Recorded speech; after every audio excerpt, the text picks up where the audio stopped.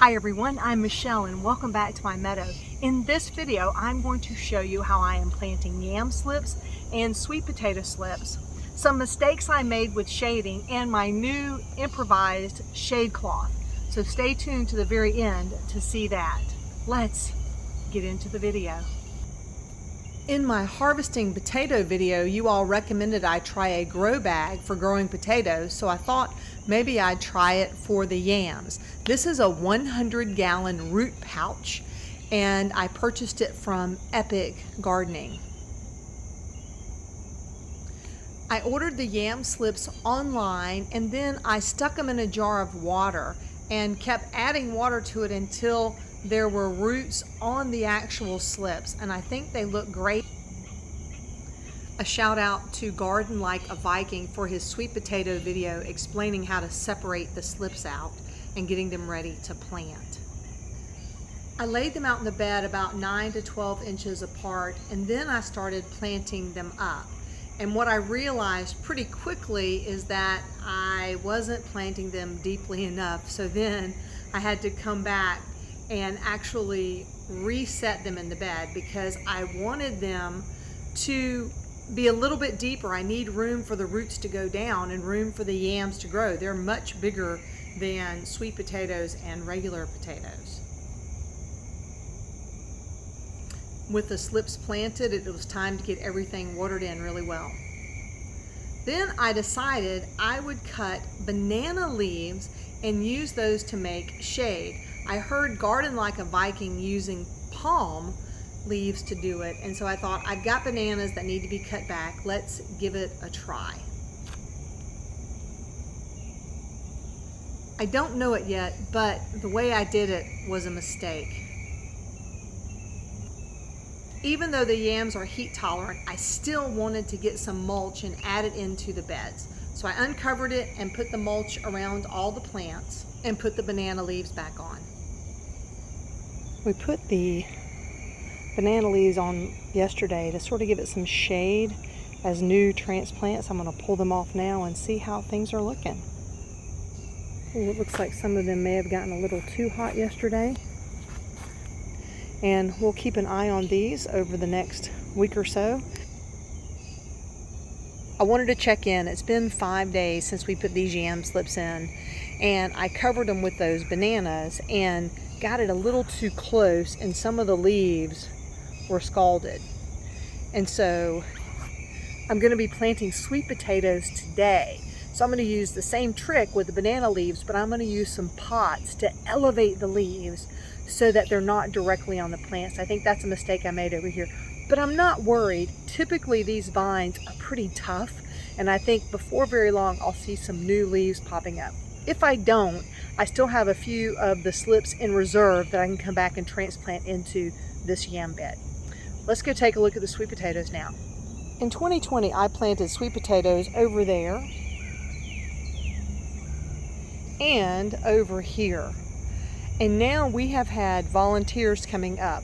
So I've taken the vines off of the volunteers and I've rooted them just like this.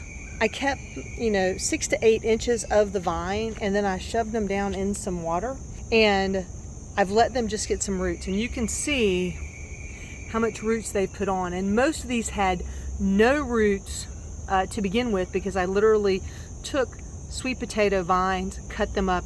And now what I want to find out is, just from cutting those slips and replanting them, can I grow sweet potatoes? So I'm isolating them away from the other sweet potato grows so I can actually get an experiment out of it. This is the birdie's bed. It's already been topped off with garden soil, and I'm going to go ahead and put the slips in there. And we're going to see what happens when I interplant the sweet potatoes here. In this bed, we have at least 12 inches of soil. So I'm expecting it to do really, really well in here. And it is hot over here in the afternoon. That's due west. This gets a lot of heat. So we're going to see just how well the sweet potatoes do in those harsh conditions. They seem to love it in the Florida sun. All right, let's separate these out.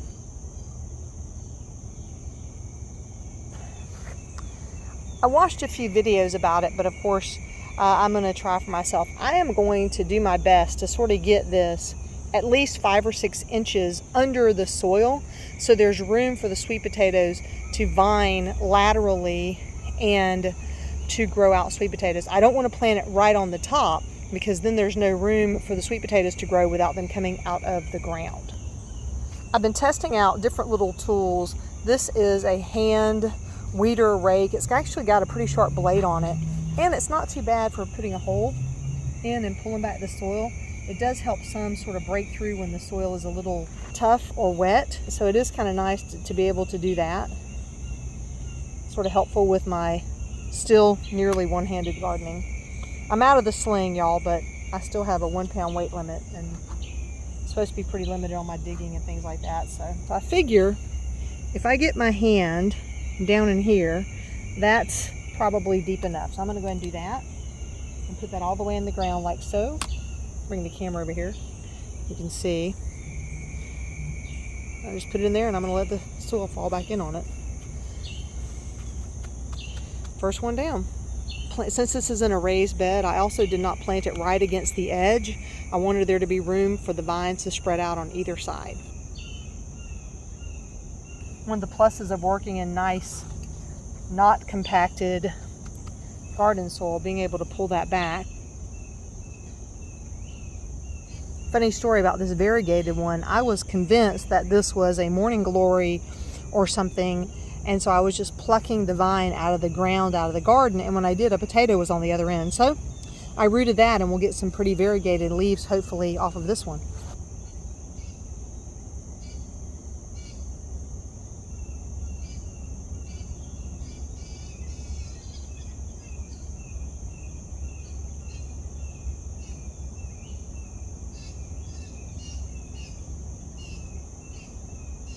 Let's take a look. We've got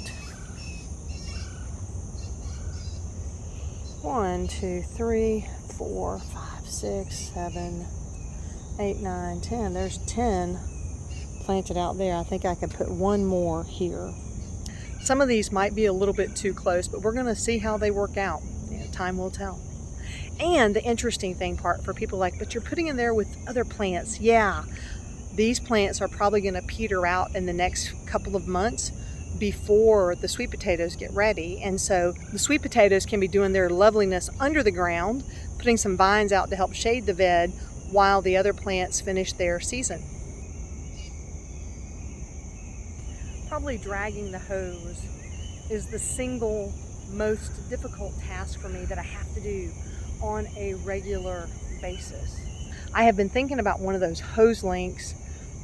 If you have tried one, I would love your comments, thoughts on that, because I think that would be really helpful for me. I do have another lightweight hose that I use, but over on this side I have this 100-foot heavy-duty hose, and I usually just have to wrap it around my body and drag it where I need it to go.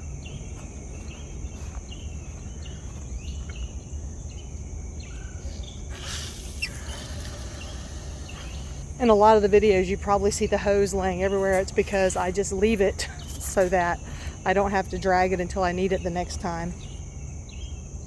I think the fun thing about hand watering, though at some point I'm gonna have to get my irrigation set up, the fun thing is that you get to see what's growing on up close, you get to check things out, you know, see if things are eating your stuff. And if you're just coming out and turning on a sprinkler system, you might not otherwise see all that.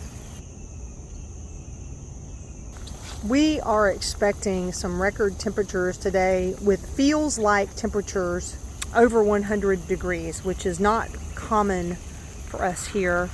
They said as high as 109 feels like temperature.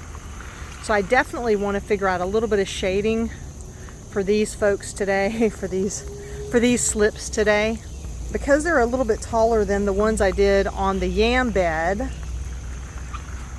the banana leaves may not be as practical as I thought unless I try to get really creative over here and lean them against each other or something. Maybe I can make like a lean-to with a piece of bamboo and then lean them against that. That might work today. Ooh, maybe we'll try that. I made a total rookie mistake.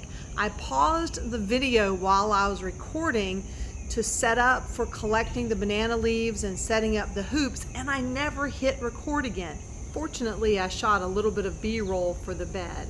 So what I did here was set up the hoops that were originally on this bed.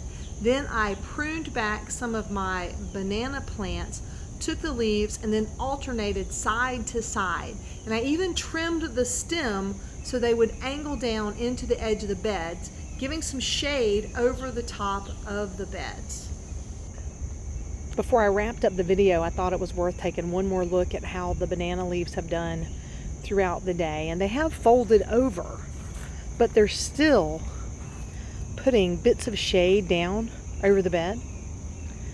And I thought this was interesting. I brought my little thermometer out here with me. And so this poor little basil didn't get any shade at all. I'm just going to hit the soil with this. So 105 up here. Got a little bit of shade on this right here.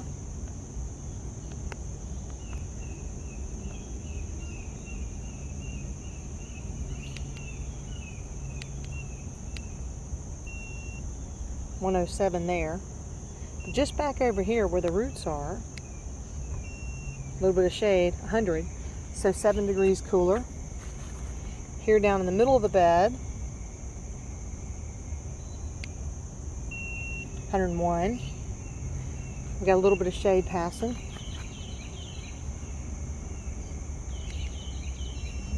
101. I think this is still successful because I only see one sweet potato that's feeling a little weak and sad right there, even though it's in the shade, so maybe it has fewer roots on it. And then over here, they're all looking really good. Even with the incremental shade down in the middle, it's a little bit cooler than here on the end, which makes sense. So it's giving some shade and reducing the temperature, and I think will give us a little more success with the plants off the bat not being overcooked their first day here on the birdie's bed. So I'm very excited about testing out this little method here. Very excited about it.